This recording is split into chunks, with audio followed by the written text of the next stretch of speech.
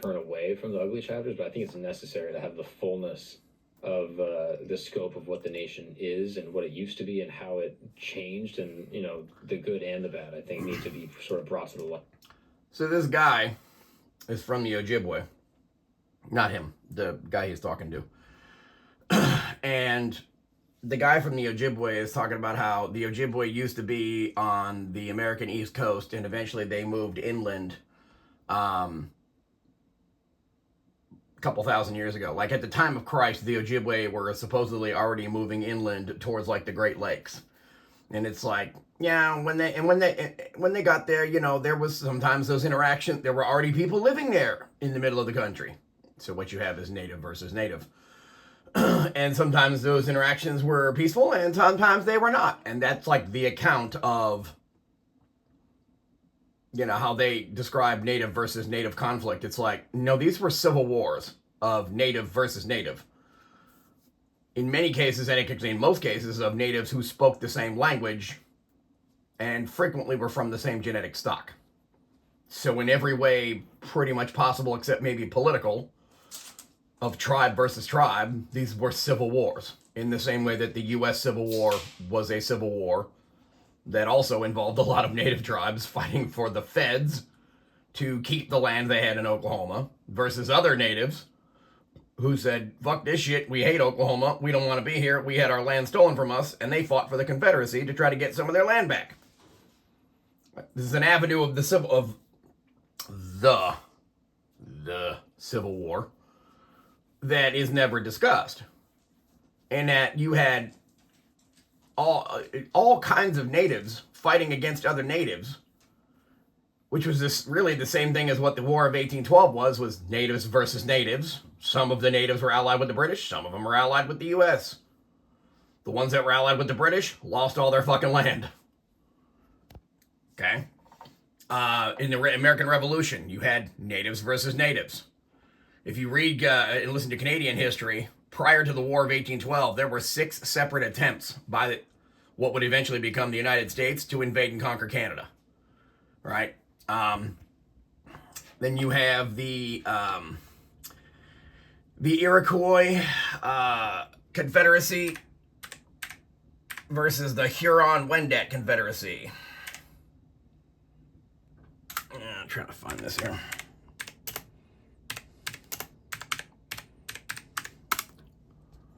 Here's the images I'm looking for.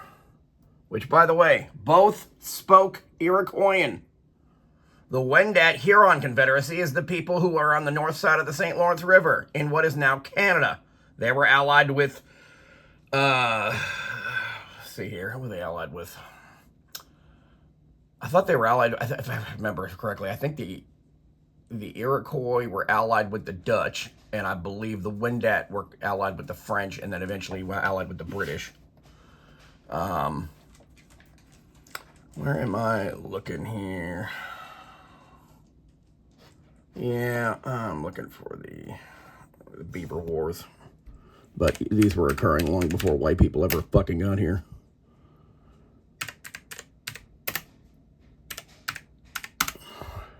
There it is. This is just glossed over in history class. 1640 to 1701. I actually think it started before that. The Beaver Wars, the French and Iroquois Wars. Not the French and Indian War. That was the middle of the 1700s. This was 100 and 150 years before that. Well, 100 years before that, according to them. By the way, I'm not making this shit up. This is from the, I gotta pronounce this correctly, Nottawasapi Huron Band of the Potawatomi. This is a native civil war. And if you look at it from their point of view, it's a genocide.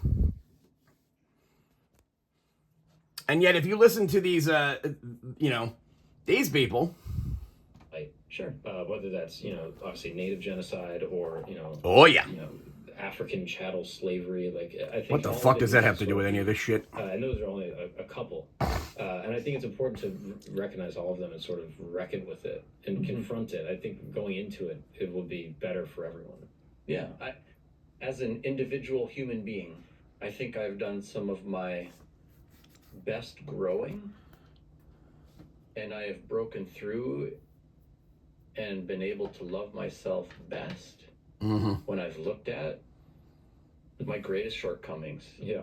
and my darkest days. Yeah. I've always heard this quote: "What you seek is on the other side of what you fear the most." Right. And if there's an aversion to learning about the darkness, I don't know. I would encourage myself at least to go towards it. Right. Yeah. And shame can't stand the sunlight. Yeah. So if you shine some light on it, we regain our dignity. Right. And so to me, addressing historical injustice and working on truth and reconciliation and things like that, it's not just about the poor and disenfranchised and those who have been oppressed throughout history, or the fact that we have racially predictable disparities to just about everything in America. Those things do need redress. But it's about America. Like, great nations, like great human beings, keep their word. Mm-hmm. So, yes, it sucks for those who got lied to by the U.S. government, breaking every single treaty it made with Native people. But America hurts itself by not honoring its own treaties, And so they can regain their integrity by saying, here's what we did. Mm-hmm. Now, in some cases, he has a valid complaint. The treaties over the Black Hills, in particular, the U.S. violated before, during, and after the Civil War. For the purposes of obtaining gold from the Black Hills for the purposes of paying off war debt. And they got so much gold out of the Black Hills and out of California that they effectively had almost no war debt by the end of the Civil War. Okay. The other thing, though, is, they go on and on about broken treaties and broken treaties. That is not a complete story, because there is one treaty in particular that is still honored to this day. And it is this very, very important treaty that needs to be understood in order for you to understand Native history. The Treaty of Canandaigua, or Canandaigua, it depends on how you pronounce it. I've heard it pronounced a couple different ways, but we'll call it Canandaigua. 1794 Treaty of Canandaigua. The first treaty the United States federal government ever signed with any native nation. That treaty is still honored to this day. That treaty, strangely enough, requires the United States federal government to deliver an annual allotment of treaty cloth valued at $4,500 to the Six Nations. Now, what is the actual terms of the treaty as far as payment? Not really all that relevant. What is important is that treaty is still honored. All of the other treaties made with the native tribes were not honored. But that one was. And the reason that one was honored, while other ones were not, is because it is a strange coincidence that all of the former enemies and opponents of the Iroquois just so happen to be, and this is key to understanding the Civil War. Oh, it was about slavery. Nah, it was about a lot of issues. Okay? I would argue the slavery was an excuse. There was some people who gave a fuck about that. A lot of these, what would effectively be modern progressive left-wing fucking white women who imported that whole pretending to give a fuck about black people from the United Kingdom, where that had started with the Quaker fucking church, which, if you go back to the origin of the Quaker church, is actually feminist as hell. At any rate, but the main thing is very, very, very interesting. Ever since I saw this first map a few years ago, made by some people to describe all of the various land acquisitions of the Iroquois conquering their fucking neighbors and enslaving, I might add, their neighbors. Okay, the Iroquois, Haudenosaunee, it depends on who you ask. They call themselves the Haudenosaunee. The French called them the Iroquois. The Iroquois were basically the Roman Empire of the native tribes. Everybody fucking hated them. They were some high testosterone, vicious ass people. Strangely enough, it was a matriarchy, or at least supposedly was a matriarchy, where women got to choose the the whoever sat on the council that made the decisions about who got to go to war and whatnot, which, you know, if you understand the history of women in power, makes a lot of fucking sense, because whenever women are in power, there are always more wars, because women don't pay the price for wars because they don't fight wars. So women who are in power generally make the decisions to go to war a lot more frequently than men, and generally tend to make decisions that result in male-on-male violence a lot more than men do, because men understand there's a certain threshold. And because we are the ones that usually, historically, have risked our own bodies in combat versus other males, most men are a little more hesitant to go to war, even because we're the ones that tend to fight said wars. The women do not. So whenever you have women in power, the women generally tend to try to get the men to do all kinds of shit involving violent conduct, more so than when you have a king in power. Okay? The Iroquois... during the Beaver Wars, the Iroquois set out to conquer all of these areas, and they successfully did so. There's even some that went on beyond the Mississippi River. They conquered all of this. Now, the really interesting part is that we are told in history class that the Iroquois more or less sort of drop off out of the history books in the late 1700s, early 1800s, basically the early 1800s, okay? Where some of them, the Mohawk, certain bands of the Mohawk split off and go up into Canada. Some of the Mohawk, there's a small group of them, which includes a few of my ancestors, split off to go to this part of Ohio, and then eventually down to Oklahoma when the Indian Removal Act is passed. But basically, this is what they had conquered in the 1600s, using weapons provided by the French, that they got from people on the north side of the river, the Dutch and the English. Because the Dutch would sell weapons to anybody, so would the English. They didn't care. We're here to make money. All right. Now, if you listen to that dude up there, he'll go, well, these native tribes were proxies in European versus European wars. Actually, the reality is the exact opposite. These were already existing native versus native wars, and when these people ran into guns and weapons provided by the Europeans, it gave them a tactical advantage over all of their opponents, which allowed them to steamroll all of their fucking opponents and get all of this territory. Strange coincidence, the very first treaty that was ever signed by the U.S. federal government was with the Iroquois. Why? Because they were afraid of them. And they didn't want to piss them off, and they wanted to expand out west, and they needed the permission of the Iroquois in order to do that.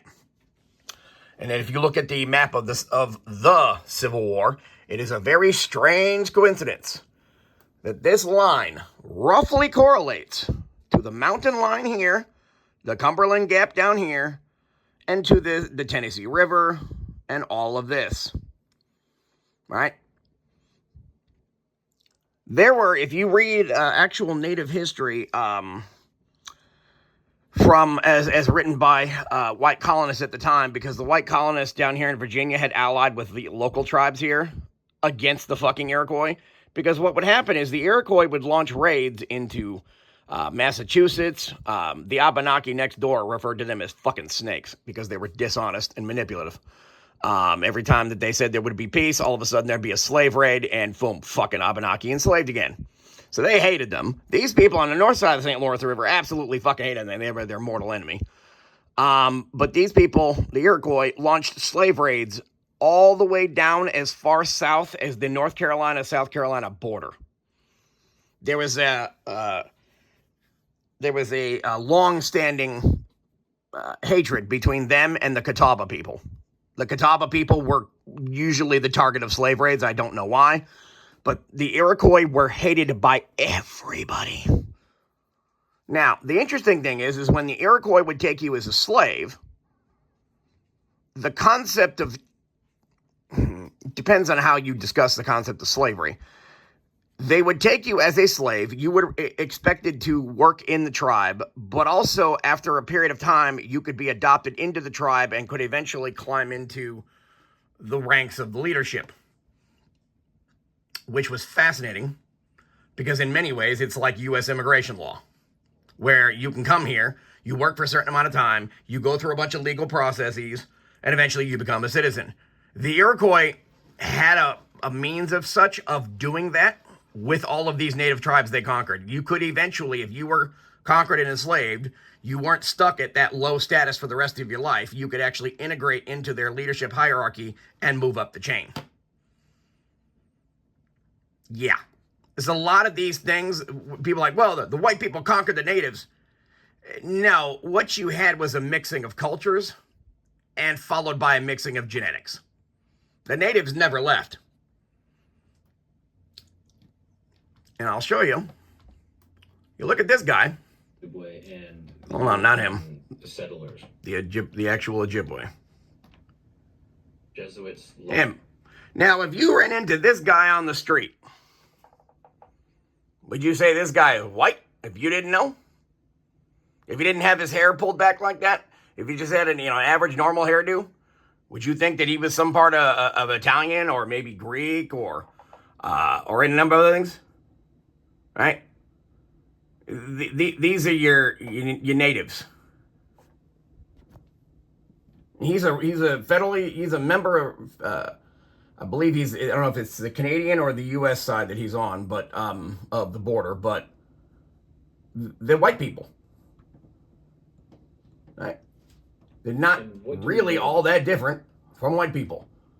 I have a friend of mine who's a female mechanic up in Sault Ste. Marie, Canada, and he's white like everybody else. She's her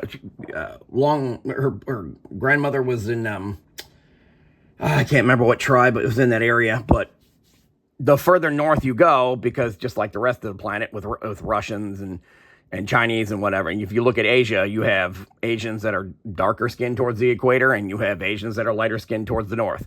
Same thing in the Middle East, same thing in Africa, except sub-Saharan Africa. Sub-Saharan Africa, the further south you go, it's still the same skin color because of Bantu expansion. But South America, same thing. The people down near Argentina, before Europeans ever got there, it was as white as most Canadians. Like this concept of who was what or whatever is the skin colors are largely similar. Not all of them, but a lot of them, right? Like my mother was. Look at this. My mother had Cherokee and Mohawk ancestry from eastern Oklahoma. My father's side was from Britain, the area between Manchester and Blackburn. Came over in 1883, went to Utah, and then moved to north central Wyoming, where my grandfather was born. And my great grandfather married a woman who was from Illinois. In the late 1800s, and she had mixtures of several native tribes. And then I got to go through the family history again. My grandfather married a couple different women. One birthed my father, and then he married another woman before he died named Agnes Southworth, and she had partial native ancestry. It's like everybody was intermixed with everybody. All right. This narrative that the white people came in and conquered the natives, that's not true in most cases. In a lot of cases, you had a lot of high testosterone men who decided to fight for what they had against the encroachment of settlers, right? And when those people died, guess what the women did? They do what women tend to do. Go with the winner.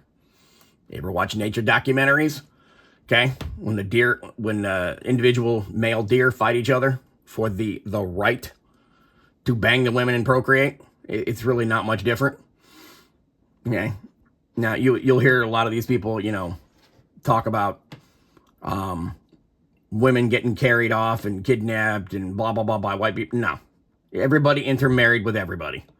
And the thing about women, like I said, is they tend to go with the winner. So in a lot of these battles, when the men died, the women had very little choice but to either go onto the reservation or learn to assimilate and survive.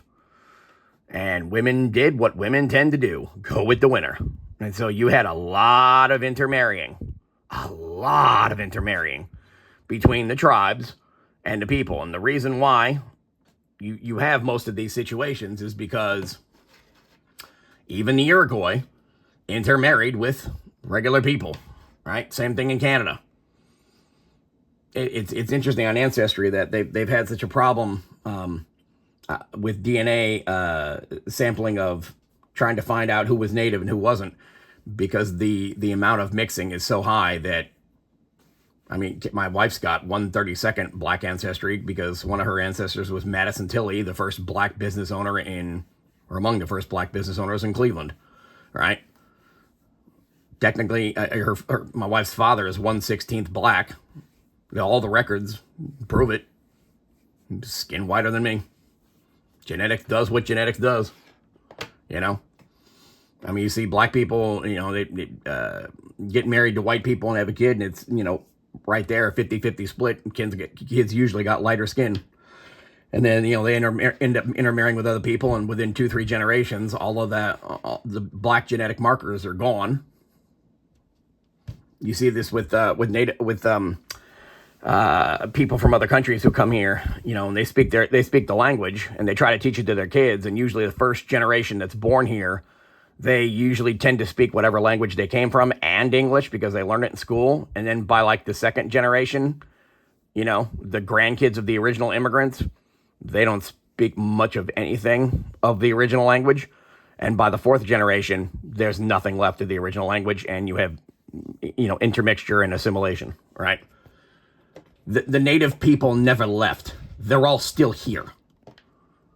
Okay? The overwhelming majority of Americans have at least some level of native ancestry. That's the reality of the situation. And the other thing is, like I said, there was already native versus native civil wars long before the white people ever got here. The Iroquois Confederacy can trace its history back to either the 1400s or the 1200s, depending on how you interpret certain beliefs. Either way, that Iroquois Confederacy was already formed before Europeans ever got here in the late 1400s, early 1500s. And the reason why they formed is because they wanted to have a better chance of outcompeting all of their neighbors for survival, so they teamed up like the fucking Avengers. And guess what? It worked. And so then their opponents were forced to do similar shit, and their opponents formed confederacies, and they fought the Iroquois. And guess what? They lost. And so you have all of these native tribes in these 1640, they say 1640 to 1701. I say it started way earlier than that, but it depends on how you look at things. Anyway, all right, remember I mentioned the Abenaki? The Iroquois went this way, conquered the Abenaki. The Abenaki fucking hated the Iroquois, called them snakes. The Iroquois over here went across Niagara Falls. They just started walloping the shit. As soon as they got technology and weapons, a steady supply of technology and weapons and ammunition from Europe, they started genociding all their neighbors because life, I'm not assigning a moral judgment to that. At every level of creation in this universe, life is a competition for survival, period. Anybody telling you differently is fucking lying. And when people choose to cooperate in a collective group, it's to increases their own chances of survival. It's not because they give a fuck about other people.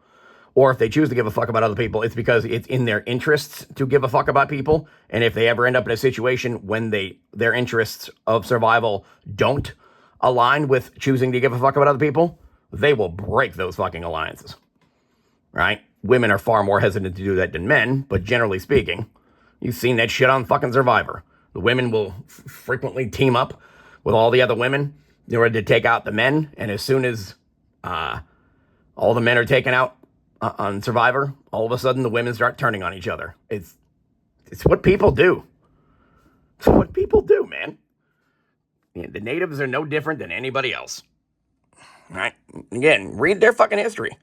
This is nhbp.nsn.gov, the Nottawasapi Huron Band of the Potawatomi. And this isn't the only one. There's a bunch of other websites that various tribes, especially in Canada, have. The Canadian native version of events is vastly different than the American version of events you learn in school. The Canadian version of events is these motherfuckers tried to conquer us. We fled out this way. We managed to survive. And they, you know, most Canadians not huge fans of the United States. Yeah, well, it's not because of the United States. It's not because of Trump. It's not because of anything else. It's because they don't like what became the United States, because the people that were in the United States prior to white people ever being here were already their fucking enemies and opponents. All right? everybody hated the fucking Iroquois. They were the Roman Empire of the natives. The most well-organized and spread out the furthest. And like I said, this whole narrative that the Civil War, like there's only been fucking one of them. All of these were all civil wars. This continent has been in a perpetual state of civil war since before white people got here. Just like Europe was in a perpetual state of civil war. If you were to look at Europe and you see all of these military conflicts, the 100 Years' War, this war, all this other war, from the point of view of outsiders who are not European, they would all look at Europeans as white people and be like, why are you fighting each other? You're all the same white people, right? But they're not. Because they all speak different languages, have different cultural practices and whatever, because everybody has to compete to survive. Well, this is no different. So, from the outsider point of view of natives, one, the natives are not a collective group, one single collective group. There are thousands of collective groups, many of which were allied with each other against other collective groups of natives that were allied with each other. And this is how you ended up with this shit. All right? Let's see, Iroquois.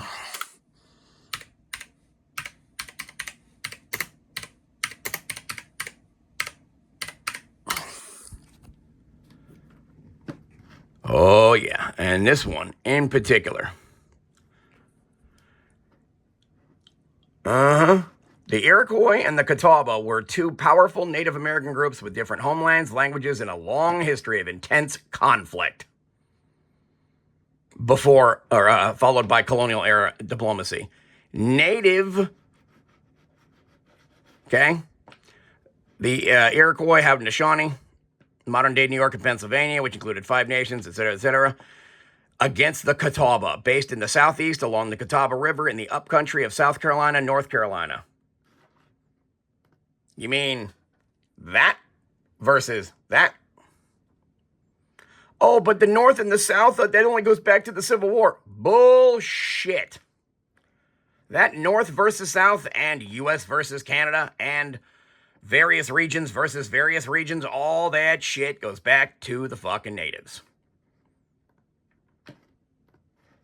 All of it. We are continuing on conflicts. You see the Democrats, of the Northeast and of the West Coast and whatever against the South, more racism or whatever. Motherfucker, that North-South conflict goes back to these people. The Iroquois went down to the South and conquered every fucking tribe they could get their hands on and enslaved damn near all of them, or tried to. The Cherokee and some of the other ones that were to the east of to the west of the Appalachian Mountains, they survived by hiding in the fucking mountains. The Cherokee themselves are actually an offshoot of the Iroquois from several hundred, possibly thousands of years ago. But the Cherokee speak an Iroquoian language. Okay? Sometimes the Cherokee allied with the Iroquois, sometimes they fucking fought them. It varied widely. Kind of like a Game of Thrones. Some alliances most alliances were temporary, right? But this shit, yep. The Iroquois and Catawba engaged in a bitter generational conflict as Northern Iroquois war parties traveled hundreds of miles south into Catawba territory to raid and to assert dominance. They will not teach you this shit in school.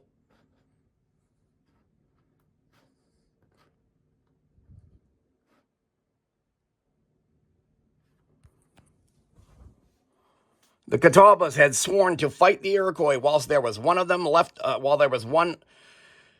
rephrase this. The Catawbas had sworn to fight the damned Iroquois until even if only there was one Catawba left alive, they would still fight the Iroquois to the death. And after that, death to their very bones. And if this is from the Catawba, and if the Iroquois should fight us and kill us all, our very bones shall rise up from the earth and fucking take on the sick nations. Fuck the Iroquois. This was the attitude of the Catawba. All right? A little more than a year later, they would make some level of peace and would throw their weapons of war into the great deep water. All right? The Catawba's journey in 1751 marked the beginning of the end of a long and bitter conflict that had enormous importance in the lives of both people. All right. 1715. Iroquois spokesman assured the English that the Carolina Indians are our ancient enemies. They have always been our enemies. You already had a North-South Civil War before fucking white people ever got here, before slaves were ever here. This narrative that the Civil War is the only Civil War, which is a fucking lie. Every major military conflict on this continent is a form of civil war, and always has been. French and Indian War is a civil war. Beaver Wars is a civil war. American Revolution is a civil war. War of 1812 is a civil war. All right. Near the Catawbas stood 7 piles of stones marking the graves of 5 nations' victims. I hate the usage of that word. They're not victims. It's like a sports contest. There are winners and there are losers, and the losers always call themselves victims. No, everything in this universe must compete in order to survive. Now, how you compete to survive is open to debate. There are some people that have certain rules, and other people who go fuck those rules, and they go do some really fucked up shit. Okay? But the Iroquois were already in permanent state of warfare with the Catawbas down in the Carolinas, and they were in a permanent state of warfare with the natives on the north side of the St. Lawrence River. This is funny, is when Trump goes, well, we're going to make Canada the 51st state. People are like, oh, Trump, motherfucker, people in this country have been trying to acquire Canada since before white people fucking got here. All right? All of this is all native with some allies, mostly just weapon supplies, from the Dutch and from the English. And on this side, from the French. Because both sides were armed by both sides. Now, if you listen to this motherfucker talk about it, it's like, well, they were proxies for European fighting. No. These were already existent conflicts where one side was able to acquire weapons and ammunition that allowed them to outcompete their opponents for survival, which point their opponents became allied with a different European power in order to obtain access to weapons and ammunition in order to have a fighting chance of surviving. It's not a proxy war. It's a war that already existed, that was being fought with handheld weapons, and because both sides made alliances with various European powers who were competing against each other, but the Europeans supplied them with weapons, it just accelerated their already existent fucking civil war. Same shit happened in Vietnam, where the Soviets were supplying and the Chinese were supplying the Viet Cong, and we were supplying the fucking South Vietnamese. The same shit. The reality of the situation is that Vietnam was a war for independence from the French. That's how they viewed it. If you read the words of Ho Chi Minh, there's really not... They paid lip service to the fucking communists in order to get the Chinese and the Russians to give them weapons in order that they could outcompete their opponents and take over the whole country. But if you look at how they've ran their country ever since, the economy is not communist. And Ho Chi Minh tried to go to Woodrow Wilson at the Treaty of Paris after World War I and get United States help to evict the French. And because we were allied with the French and had just fought a war for some fucking reason, to go help the French keep the Germans out in World War I, we were unwilling to go against our ally in order to help the Vietnamese. So guess what the Vietnamese did? They went and they talked to the Soviets. Because their goal was to kick the goddamn French out of their country and take their shit back. They didn't really give much of a fuck who was going to help them. They were willing to take help from anybody. So if they had to bend the knee and kiss the ring of communism in order to get weapons, in order to kick the fucking French out, they were going to do that. That war was not about communism versus capitalism. That war was a war of independence. It's basically, a civil war where you had people in the North who wanted to get rid of the fucking French and their influence and their control of Vietnam. And I fucking hate the French, so I can sympathize with that. Okay? But like I said, Ho Chi Minh tried to get the U.S. to help. So that entire, nearly 20 years and hundreds of thousands of Americans dead in a fucking war that was avoidable if we'd have just told the French to go fuck off and get out of Southeast Asia. But we were unwilling to do that because Democrat fucking corruption. Long fucking story. At any rate, this narrative, this guy, well, Perspective. I'll let him talk since I talk so fucking well. I think sometimes Americans have this view that the French were like good colonists. No, fuck the French. Or something, they were nicer to the natives. But the French were trying to conquer the world and believed in chattel slavery. French is an official language for 30 countries, and it's not because they love French culture so much. Sure. Right? So, now, the nature of imperial. One, about the chattel slavery. I'm so fucking sick of hearing chattel slavery as a part of any discussion. None of this shit has anything to fucking do with slavery. It has to do with people competing to survive. You see the same shit in Africa on his other point about nobody likes, speaking French, this, that, whatever. He's correct about that, right? If you go to most countries in Africa, they speak French. Most sub-Saharan African peoples are very high testosterone. They're not fond of the fucking French because the French are kind of a low testosterone fucking culture and people. And they're arrogant as fuck and they're corrupt as fuck. There's some things in France that are nice. Generally, I'm not a fan of French people and culture, and I fucking hate the city of Paris. That place is a shithole. Everybody in Europe tries to think that they are somehow the 2.0 version or 3.0 version or 4.0 version of fucking Rome. The French believe that they are. The Russians believe that they are. The British believe that they are. Everybody's trying to recreate fucking Rome. Alright? Because nobody ever fucking learns anything, but that's a whole other conversation. At any rate, he is correct, though, about Africa. And that all of these people in Africa have been trying to kick the French out for centuries. And to that end, there are what he would call proxy wars that are actually civil wars going on in Africa, where the Russians, it's one of the reasons why the EU fucking hates Russia, because Russia is willing to help various African nations kick the fucking French out, and the British, and us, and in some cases the Chinese. The Russians will help anybody who pays them. They don't care. And if you were them, you wouldn't care either. Because you're trying to make sure people don't conquer and colonize fucking Russia.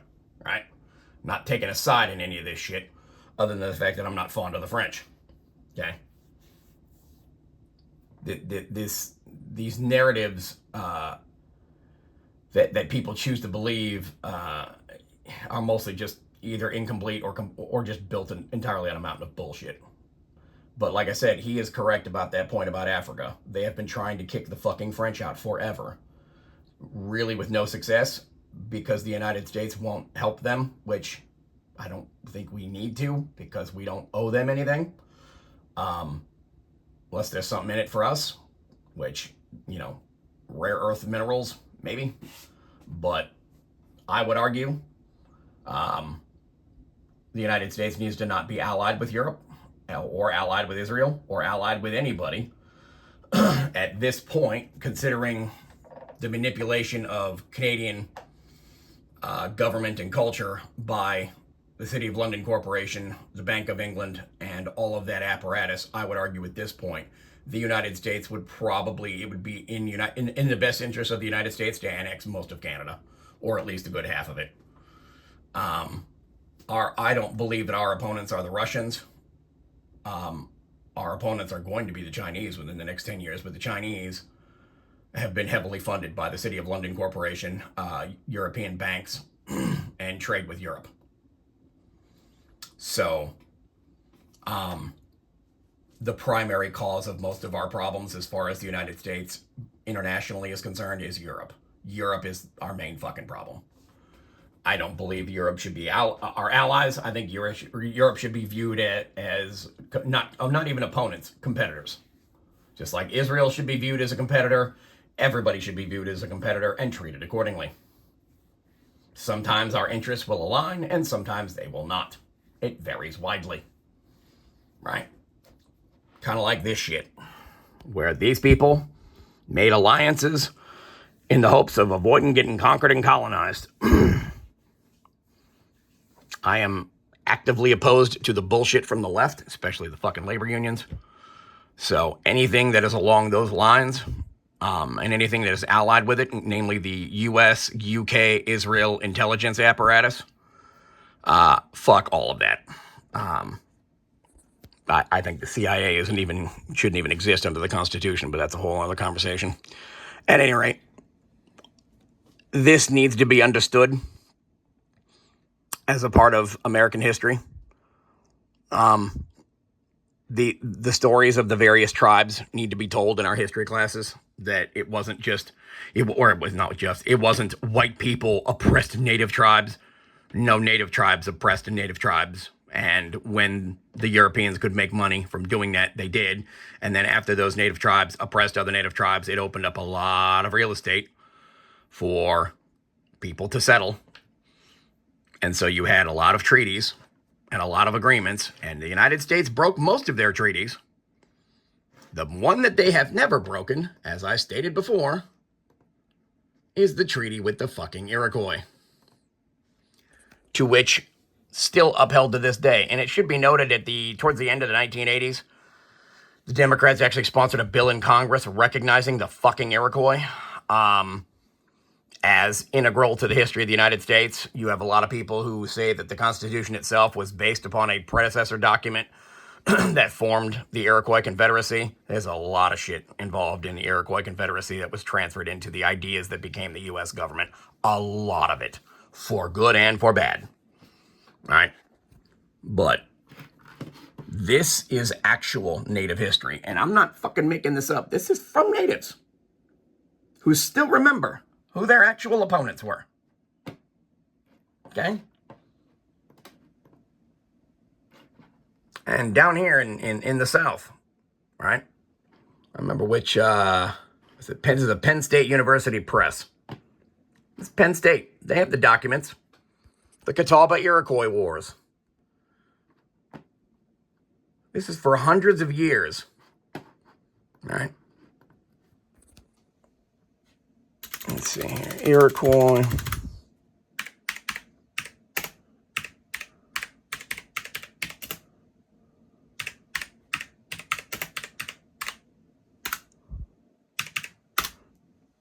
By the way, everybody took slaves. These people just took way more slaves because they were well fucking organized. Yep. Iroquois raids destabilized indigenous networks across the American South, triggering massive regional migrations, population displacement, and the formation of refugee groups. The white people came in many cases, sided with some of these refugee groups, and decided they fucking hated the Iroquois. Okay? Nowadays, you barely... If you hear the Iroquois or the Haudenosaunee in a classroom, it's generally rare. Right? And or sometimes you'll get the version of this, of the history where you'll get, let's see here. Here we go. The transfer of indigenous slave taking and alliance making into European power, monetary power, and social status across the boundary of the European world and in North America, but et cetera, et cetera, et cetera. Yes, there were slave trading networks everywhere, long before white people ever got here. Because slavery is as old as humanity itself. Everybody had slaves because everybody wanted the dream of free labor. Right? Free labor.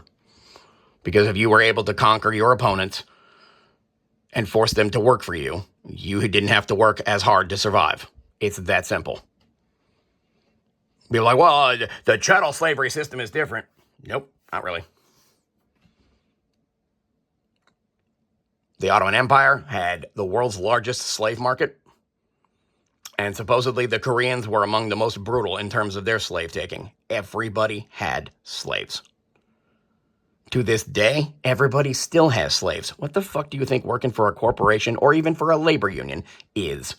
If you are in a labor union, they're taking a part of your paycheck, and you do not have the ability to tell them, I disagree with any of this bullshit, I don't want to be part of it, I want to walk the fuck away from it and still work at this company, because they will ostracize you, fucking socially shun you, bully you, etc. You don't have the freedom to disagree with the fucking union in a workplace. You didn't used to have the freedom to disagree with a corporation in the workplace, but then we passed a bunch of laws saying that, at will employment, right? And that's a whole conversation, too, about why slavery was eradicated. It had nothing to do with giving a fuck about slaves. It's because it finally dawned on some people in Europe that if you could just hire and fire people at will, it was a lot easier than having slaves because, one, you wouldn't have to keep up the maintenance costs of preventing them from running away. And two, there's a certain economy, especially with the chattel slavery system, certain economy. Buying a slave was like buying a car. Cost $20,000, $30,000 or whatever the equivalent was at that time, right? And you had to make payments for several years in the hopes that that slave, after you paid off all the payments, hopefully that slave would help produce enough value on your land that would enable you to pay off the debt that you incurred buying the damn slave, like a down payment on a car, really. All right? And eventually that slave would produce children, and those children were free, at least to the owner, at no cost, and would eventually grow up to, it's like having a dog or a horse or anything else. All right? Now, you get these emotional people that are like, well, it's human beings or whatever. All right, fine, have that argument. It's fun. You can have that argument. But for all of human history prior to the late 1800s, having a slave or having a human being as property was no different than having a dog, a horse, a car, a bicycle. This is how humanity has survived all of human history. I'm not advocating for that shit. I'm merely explaining it in a non-emotional context of everybody used everybody else that they could. Whenever they could enslave their neighbors, they would, because free labor. Right? If you were, in a native tribe, right, living along the river, some river like, I don't know, 1300s, right? You didn't want to have to go out to go fucking wash your clothes and fetch water. And I mean, they wouldn't leave the hunting to the slaves, but like, gathering firewood, berry picking, all that other shit, right?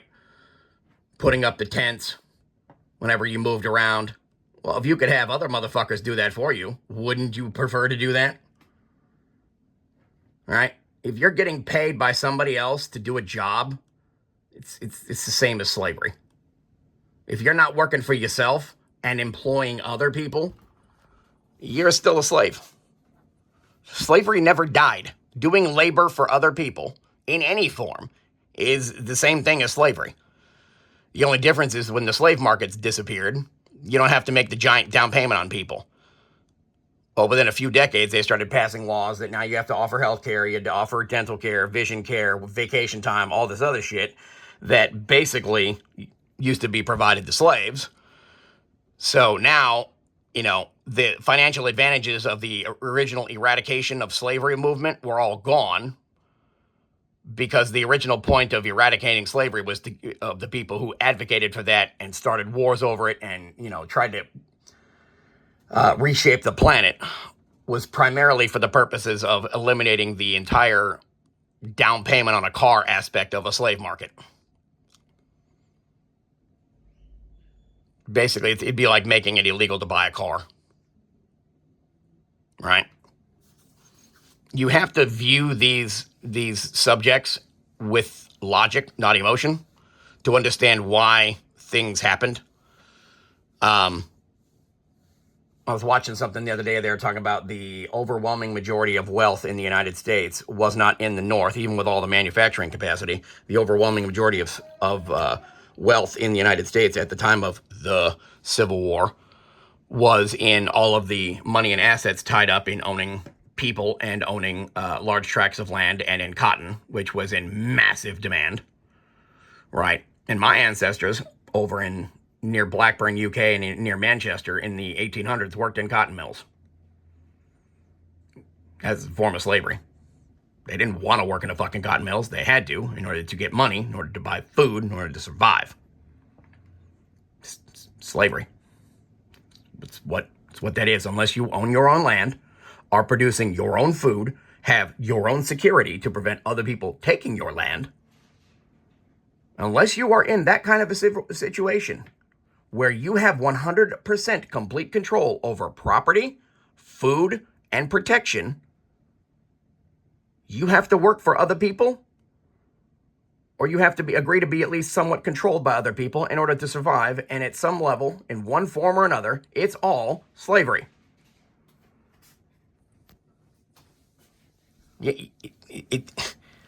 I get so fucking mad with these people. Just, white people in slavery and all my ancestors. Oh, shut up.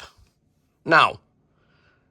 If you're going to work at fucking Walmart, or if you're going to work at a factory, or if you're going to work anywhere where someone is paying you to do labor A, B, and C, that you would otherwise, unless if you had the ability to provide food and resources and land and whatever for yourself without having to work for those people, if you had that ability, you would not choose to work for those people. So basically, you're still enslaved.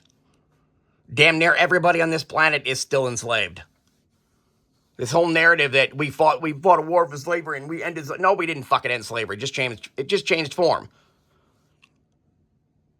All right?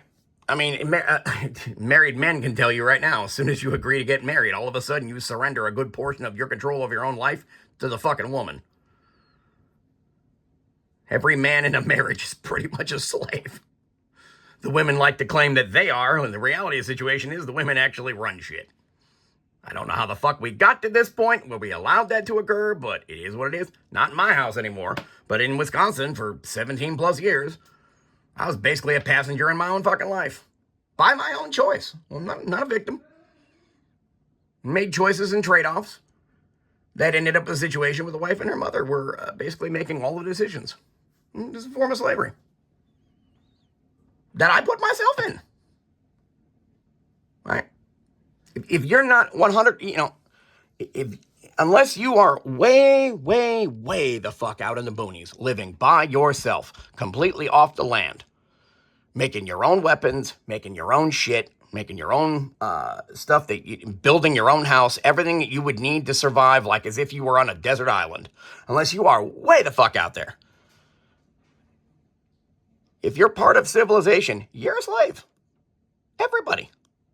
Because you have to make trade-offs in order to survive. And those trade-offs remove it might be a 0.2% control over your own life, or it might be a 20% control over your own life, or it might be an 80% control over your own life. It varies by situation. But when you are living around other people, it requires getting along with those other people in order to survive, which requires trade-offs. As Thomas Sowell is correct in saying, I'll find the video.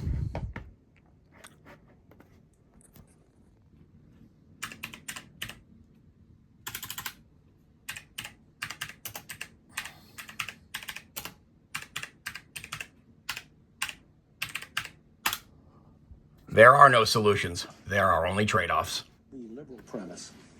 I guess the Rousseau notion, that man is born free but is everywhere in chains, that the real problem of the world is that the institutions are wrong. If the institutions were right, then there was nothing in human nature that would cause us to be unhappy. It's the fact that we have the wrong institutions. What is the conservative premise? That man is flawed from day one. Yep. And that there are no solutions. There are only trade-offs. Yep. And whatever you do to deal with one of man's flaws, it creates another problem. But that you try to get the best trade-off you can get, and that's all you can hope for. I've often said there are three questions that I think would destroy most of the arguments on the left. And the first is... and the funny thing is that even I don't know to what extent even he understood what the left is. The left is female pattern brain. It is emotion over logic. It is collective group over individual. It is indirect competition over direct competition. That's what the left is. It's a sliding scale. It's not an us versus them thing. It's a sliding scale, right? I made a print off of it once. I don't know off the top of my head where the fuck it is, but the left and the right axis is a three-dimensional axis, sliding scales of logic or emotion And it's not us or them, it's somewhere in between those two, depending on situation. Logic on one end, emotion on the other end. Where you are at between those two things varies between people. The second axis is individual or collective group. Women generally tend towards more the collective group side. Men generally tend towards more the individual side. And the third one is direct competition. Best example of this I could say is probably Trump and the current right wing, which is aligning more with male pattern brain increasingly by the day because the men have fucking had it with the behavior of the women and the lesser males that enable their bullshit. Okay? Men compete directly.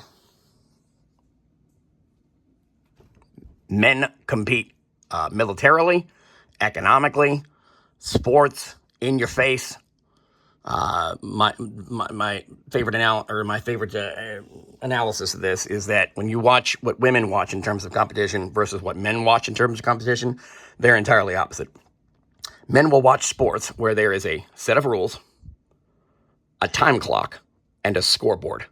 And whoever is higher, has more points at the end of that time period, they're the winner. And the loser lost, and X, Y, and Z consequences follow as a result of their loss. The loser frequently has to go into the locker room and explain how and why the fuck they lost and how they're going to do better next time. Okay? This is how men watch sports. Very clear, very hard to argue. Sometimes you'll get, well, the referees fucked with X, Y, and Z. Okay, whatever. But generally speaking, direct competition. Men love sports because sports are direct competition, where the scoreboard at the end of that competition says the story of who won and who lost. There are no further questions. End of discussion. Women do not prefer this style of competition. And women, I would argue, are actually more competitive than men. If you watch women's shows, in the Olympics, there are only two sports where women watch those sports more than men watch those sports. Only two, where they are majority female viewership. One is gymnastics, and the other is ice skating, and they are nearly identical in how they operate. You have people go up one at a time, right? They're never on the same equipment at the same time, even with the team gymnastic sports or the team, well, I guess there is no team skating, but the team gymnastic sports, right? They're never on the same equipment at the same time. This is completely opposite of how men work. Men you're on the field, there's a team on one side, team on the other, they're going at each other. This is not how female competition works, right? They go on under the equipment at different times, and there is a panel of experts, authoritarian, if you will. There is a panel of experts who judges and assigns points of who is good enough and who is not. This is the sports that women prefer to watch. If you pay attention to what women watch in terms of cooking shows, it's the same format. It's everybody cooks on their own equipment and their own shit, and then they present it to the authority, and the authority says whether it's good enough or bad enough. Men hate that shit. Men hate when referees end up fucking with the outcome of a game. Men hate other men playing victim. You'll see this in soccer where, some guy will get his shin bashed in or not get his shin bashed in, usually is the case, and he'll roll on the ground and play fucking victim, and people just fucking hate that shit. Men hate that victim shit. No, get the fuck up and keep fighting. Right? This is how men are. Women, no. Right? You see the types of competitions that women like. It is very much authority-based. It is very much hierarchy-based. Other forms of female entertainment, lots of gossipy type shows, soap operas, things of that nature, especially for some reason in American culture, they really love the early to middle to late 1800s, early 1900s time period with the Gilded Age, the Victorian era, all that shit, where women will throw fancy fucking parties and use those parties to gossip about other women. Gossip is female warfare. It's the equivalent of men punching other men, except that women don't gossip to each other's face, they gossip behind each other's backs. So you have these two styles of competition that women prefer. One is to have authority, or someone in the hierarchy higher up judge whether or not you get to advance in the hierarchy.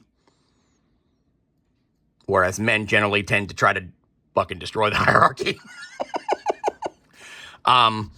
And you have this thing where women seek to climb the ladder of status while pretending they have no intentions of climbing the ladder of status by selective sharing of information. And a lot of that is driven by female hormones on a monthly basis. I won't get any further details than that, but there's numerous scientific documents to back that up, that how women interact with other women is entirely based on what week of the month it is. That's not male being sexist. That is documented. How women interact with other women, especially in an all-female environment, is directly tied to the hormones rushing through the female body from puberty to menopause.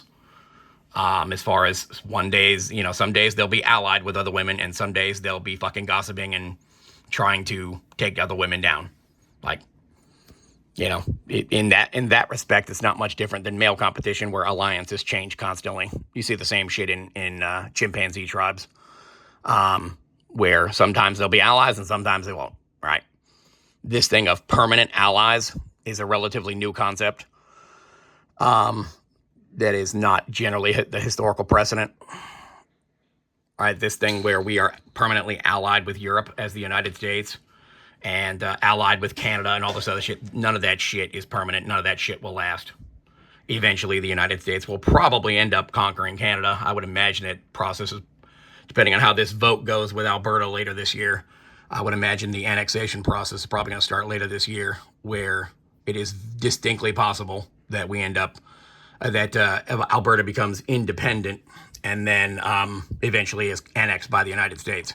Because an empire that doesn't grow is an empire that dies. And this was one of the many versions of empire. And when they stopped growing, they stopped being a part of the historical records. The people didn't disappear, but they just fall out of the history books because they stopped doing things of relative importance. And then the narrative becomes, well, white people conquered them. That's not true. White people intermarried with them. The culture is mixed. Some values were shared. You had a fusion of various different beliefs, and a large part of what, the natives used to believe in their entire system of various things got passed on into white culture in the same way that things from white culture got passed into native culture. Okay? It's so funny that they sit there and they're playing victim of white people, right? As if they're not fucking white, for one. But second of all, that the entire the entire concept of native versus native civil wars being a thing before white people ever got here, just gloss the fuck over. You can watch this. It's a YouTube channel called Camp Ganyan. And this particular week, this was a year ago. Just, it came across my radar this morning. But their version of history. And like I said, if you listen to the guy talking, he's like, well, his Ojibwe tribe used to be on the Atlantic Ocean, and they moved inland, and they ran into some people there, and some of those encounters were peaceful and some were not. That is glossing over yet another civil war. Because this is what people do. This is who people are. Right?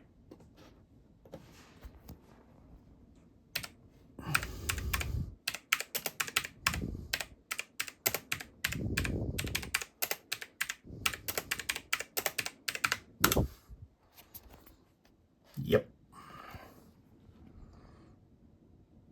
This needs to be taught as a part of history. Instead of this white versus black, white versus native, white versus whatever the fuck. Not a collective group.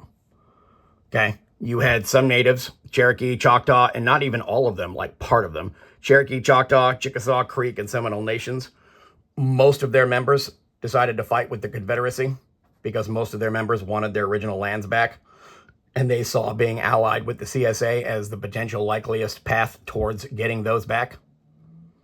And then you had other native tribes who were in those native tribes. You had other people in those tribes who decided to fight against them.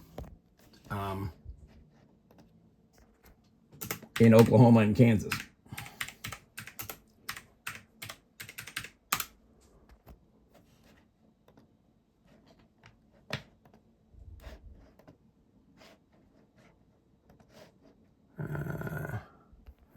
Civil War battles in Indian Territory.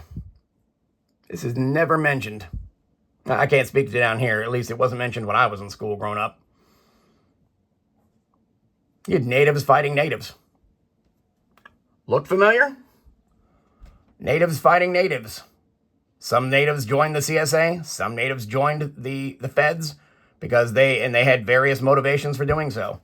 It's no different than the War of 1812, no different than the American Revolution, no different than the French and Indian War. All right? This is a part of history. Okay? But the narrative that you get of the Civil War was that it was, well, the white people fought to free black people. Bullshit. Oh, there were some people that did. And if history is written by the victors. That was the narrative after the Civil War that was officially written into history. That's not what actually happened. Part of it is accurate. It's about 10 to 20% of that conflict has to do with black people. The rest of it has to do with long existing rivalries in various parts of the countries between natives, between whites, between whatever, where everybody fought everybody, trying to get the best deal that they could. I will replay it again. The institutions are wrong. If the institutions were right, there are no solutions. There are only trade-offs. Yep. And whatever you do to deal with one of man's flaws, it creates another problem. But that you try to get the best trade-off you can get, and that's all you can hope for. I've often said there are three questions that I think would destroy most of the arguments on the left. And the first is, compared to what? The second is, at what cost? And the third is, what hard evidence do you have? Now, there are very few ideas on the left that can pass all three of those kinds of things. Can conservative ideas pass those? Yes, I think so, because they don't assume that there is a solution out there. There are no solutions. There are only trade-offs. Either the government or the market could solve all problems. That you have to be able to simply tolerate certain things. And the idea to the left of tolerating any evil, that they want to stamp out the last vestige of segregation. Really? At what price? At what price? Hmm?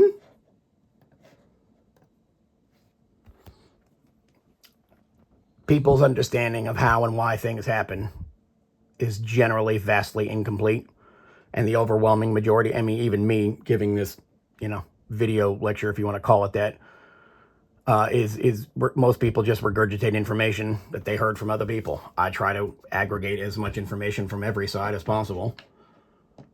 All right? But the overwhelming majority of things that you hear, especially from the left, but also from some parts of the right, is just shit that was created by other people that has been passed down that may or may not have any basis in fucking reality. Right? This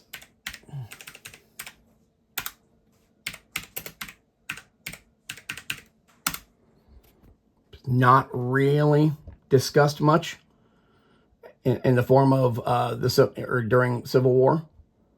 This was nearly a decade long miniature Civil War. It was about slavery. And it was about a lot of things. Slavery was among them.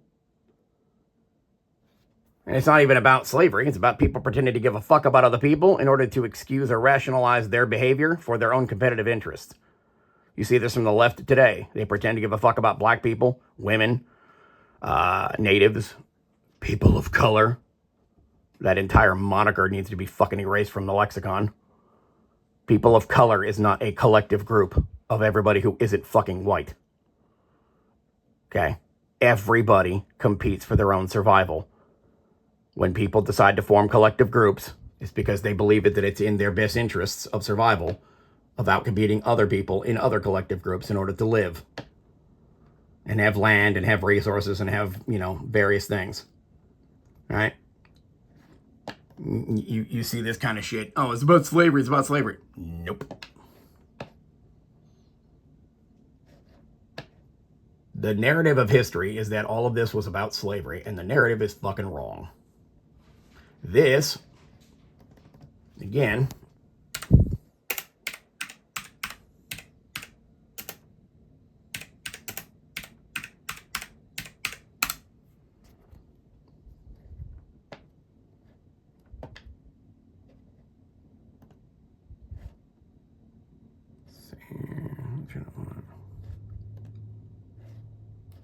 Yep. Yep. Period of guerrilla warfare. That's about right.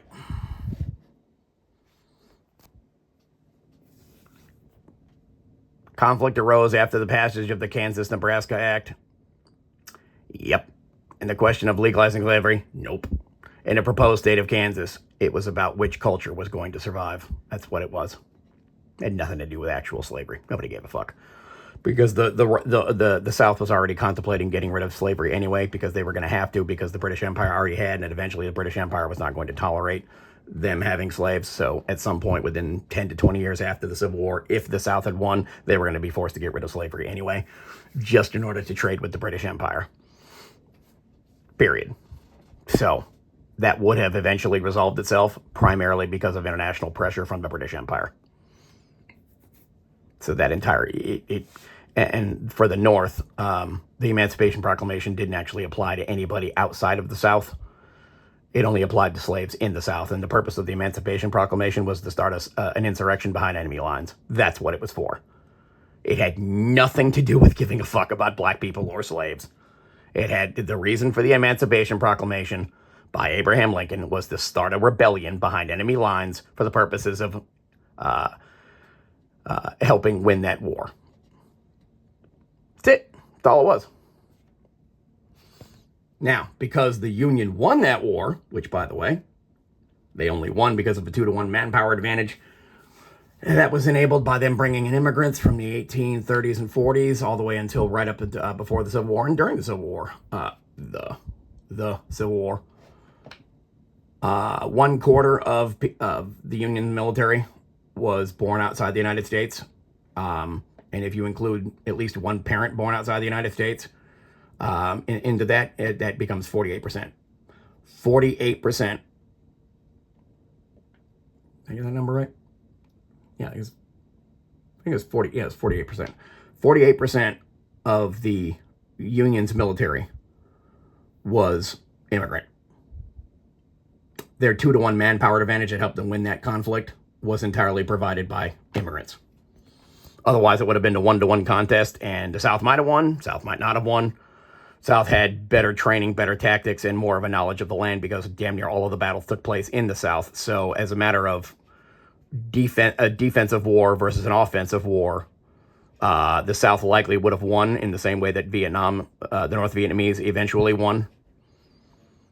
For the same reasons. You're fighting on home territory, and your officers are generally more competent, and less corrupt. So, yeah, the South would have won that war without the North's 2-to-1 manpower advantage made possible by immigration. And by the way, this is one of the reasons why the right wing and the South, to this day, are extremely anti-immigrant, because that entire conflict was only, the way that the Civil War ended was only made possible through mass immigration.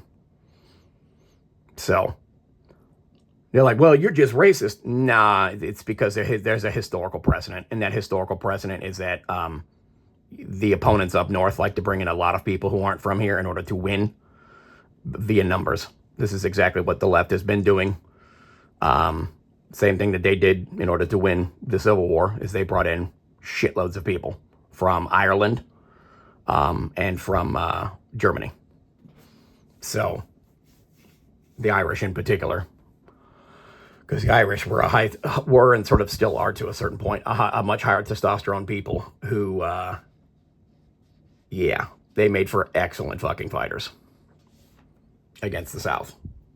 Now, if the South had armed the slaves and abolished, which they had considered doing several points during that war, if they had decided to abolish slavery, make all of the black men into soldiers and give them weapons, the Irish versus African slave, or I should say, well, 200 years, so basically, just say black people versus the Irish. Yeah, the black people probably will have ended up winning that because, again, it's a testosterone hierarchy. Whoever has the higher amount of testosterone and the better tactics generally tends to win most military conflicts. It's just kind of how that works. But yeah, this was a miniature civil war that lasted from 1854 to 1859 and really didn't end in 1859. It carried on through to 1865 and even afterwards. Yeah. This entire narrative, like I said, you listen to these people who are left-wing, and they will tell you it's white people versus everybody, and the reality of the situation is that it's a mountain of fucking bullshit. It is everybody versus everybody, because that is the nature of human survival.